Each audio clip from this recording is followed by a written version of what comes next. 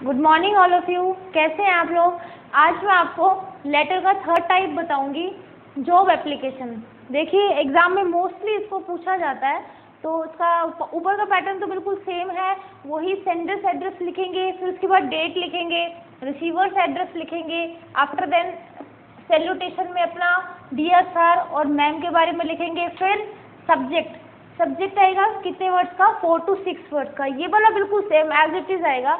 अब इसमें बाद में अपन क्या करते हैं, वो उस पहले की तरह ही इसको 3 टाइप्स में डिवाइड कर लेते हैं। अब देखो फर्स्ट टाइप में अपन क्या लिखते हैं, मैं आपको यहाँ पर लिखा हुआ है, मैं आपको समझा देती हूँ कैसे लिखते हैं। With the reference to the advertisement publish in name of the newspaper. आपको यहाँ पर इनके बाद क्या लिखना है, जिस न्यूज़पेपर में एडवर्टाइजमेंट आया है उस न्यूज़पेपर का नाम लिखना है।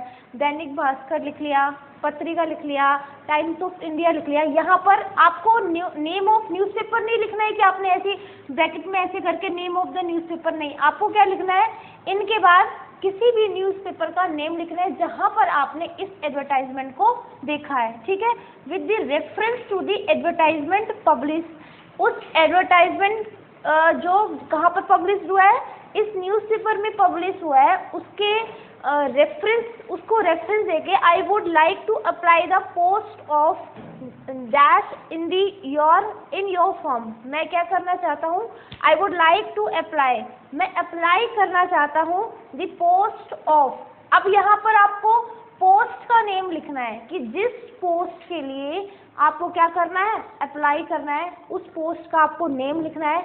अगर आप किसी स्कूल में या कॉलेज में अप्लाई कर रहे हो तो यहाँ पर स्कूल में कर रहे हो तो टीचर लिख लोगे, कॉलेज में कर रहे हो तो एज ए लेक्चरर लिख लोगे, और अगर किसी ऑफिस वगैरह में लिख रहे हो तो उस वहाँ पर वो उस पोस्ट का नाम लिखना है। अप्लाई द पोस्ट ऑफ, अपन यहाँ पर अपने टीचर ले लेते हैं, of the teacher in your. अगर ऑफिस में कर रहे हो तो इन योर फॉर्म, अगर स्कूल में कर रहे हो तो इन योर स्कूल। ठीक है, ओके। यहाँ तक अब आपको क्या करना है, यहाँ तक आपको फर्स्ट जो पैराग्राफ है वो यहाँ पर फिनिश हो जाएगा। अब आगे देखो नेक्स्ट पैराग्राफ में अपन को क्या करना है, यहाँ तक आ गया समझ में। नेक्स्ट में अपन को क्या करना है, आपको अपनी क्वालिटीज़ के बारे में लिखना है कि आपके अंदर ऐसी कौन कौन सी क्वालिटीज़ हैं जिसको देखकर वो थोड़ा सा इम्प्रेस हो जाएगा सामने वाला और आपको जॉब के लिए यस कर देगा। तो आपको ये लिखना पड़ेगा, आपके अंदर जितनी भी क्वालिटीज़ हैं उसके बारे में आपको यहाँ पर डिस्क्रिप्शन देना पड़ेगा। जैसे I am hard worker, I can speak English, इसमें से आप कुछ भी दे सकते हो। ठीक है, I am hard worker, I can speak English, और कुछ ऐसी क्वालिटीज़ जो सामने वाला जिसे देख के इम्प्रेस हो जाए उसके बारे में अपन यहाँ पर लिखेंगे। ये देखिए 2 पैराग्राफ हो गए हैं। ये जो सेकंड पैराग्राफ है ये कम से कम 4 और 5 लाइन्स का होना चाहिए। ठीक है, देखिए सबसे पहले सेंडर्स एड्रेस, फिर डेट, फिर रिसीवर्स एड्रेस, फिर उसके बाद सेम है ये पैटर्न तो जिस तरह से अपन ने लेटर टू एडिटर में लिखा था, उसके बाद अपन ने किस में लिखा था, आफ्टर देन अपन ने सेकंड टाइप जो करा था लेटर का, कौन सा, फॉर्मल लेटर में अपन ने ऑफिशियल लेटर किया था जिससे आपने कंप्लेन करी थी, उस लेटर के बारे में लिखा था, उसमें करने। अब आपको मैं एक बार और पहले बता देती हूँ जॉब एप्लीकेशन लिखी कब जाती है। ये क्या होता है कि जब न्यूज़पेपर में आपने देखा होगा कि न्यूज़पेपर में कई एडवर्टाइजमेंट आते हैं, है ना, कि इस पोस्ट के लिए यहाँ पर सीट वैकेंट है या इस पोस्ट के लिए वैकेंट है, तो उस एडवर्टाइजमेंट को देख के हम कहीं पर अप्लाई करते हैं। कई बार ऐसे होता है हम एडवर्टाइजमेंट बिना देखे ही अप्लाई कर देते हैं, लेकिन यहाँ पे अपन को लिखना पड़ता है। ठीक है, उस एडवर्टाइजमेंट को देख के अपन क्या करते हैं, अप्लाई करते हैं कि हाँ यहाँ पर आपने देखा कि यहाँ पर इस जॉब में यहाँ पर वैकेंसी आई हुई है तो मुझे यहाँ पे अप्लाई करना होगा।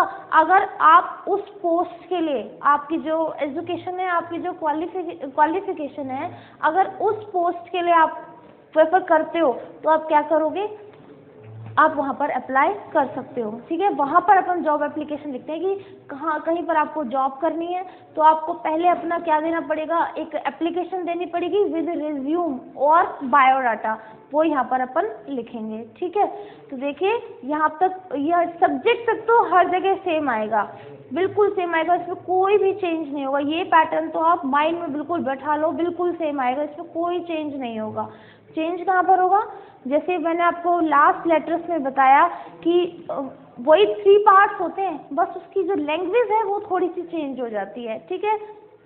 अब देखिए इसमें मैंने आपको बता दिया, सबसे पहले अपन को with reference to the advertisement publish in name, फिर न्यूज़पेपर का नेम, दैनिक भास्कर, पत्रिका जो भी है, उसके बाद I would like to apply the post of teacher और लेक्चर इन योर फर्म और स्कूल, इन दोनों में से एक ही लिखना है, इसे मैं यहाँ पर ऑब्लिक लगा दिया है। फिर उसके बाद आपको अपनी क्वालिटीज़ लिखनी है अपने बारे में कि भाई आपके अंदर कौन कौन सी ऐसी क्वालिटीज़ है, क्यों देखो जब तक आप अपनी क्वालिटीज़ के बारे में सामने वाले को नहीं बताओगे, अब आपके अंदर वो क्वालिटी जो भी आपने यहाँ पर लिखा है वो क्वालिटी आपके अंदर है या नहीं है, ये तो जब आपका इंटरव्यू होगा तो उसे पता चल जाएगा, या जब आपका डेमो होगा तो, लेकिन आपको लिखना भी तो पड़ेगा ना कि मेरे अंदर ये क्वालिटीज़ है, इसलिए मुझे ऐसे लगता है कि मुझे इस जॉब के लिए अप्लाई करना चाहिए।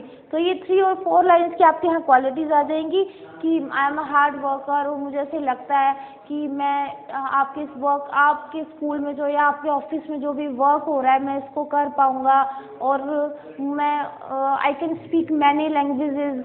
ये जो मल्टीनेशनल कंपनीज वगैरह में जॉब होती है यहाँ पर तो आपको कई लैंग्वेज आनी चाहिए, 2 और 3 तो आनी चाहिए, हिंदी इंग्लिश के अलावा एक और आनी चाहिए, तो वहाँ पर इस लाइन को भी अपन ऐड कर देंगे, I can speak many languages, ठीक है।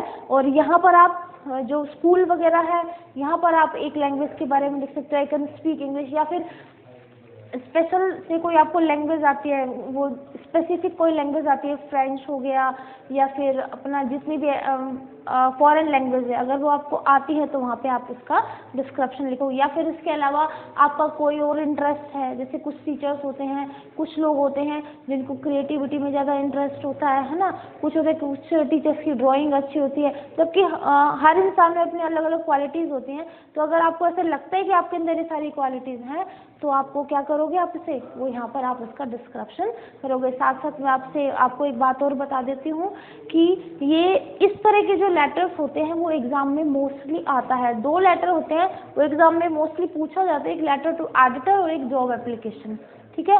बहुत ईजी है, आसानी से आप 7 मार्क्स इसमें ला सकते हो, क्योंकि ऊपर का पैटर्न सेम है, बिल्कुल लास्ट का पैटर्न सेम है, बिल्कुल जो बीच के जो 3 पार्ट्स हैं वो थोड़ा सा उसकी लैंग्वेज अपनी क्या हो जाती है, चेंज हो जाती है। इसलिए लेटर लिखना इतना टफ नहीं है जितना हम समझते हैं।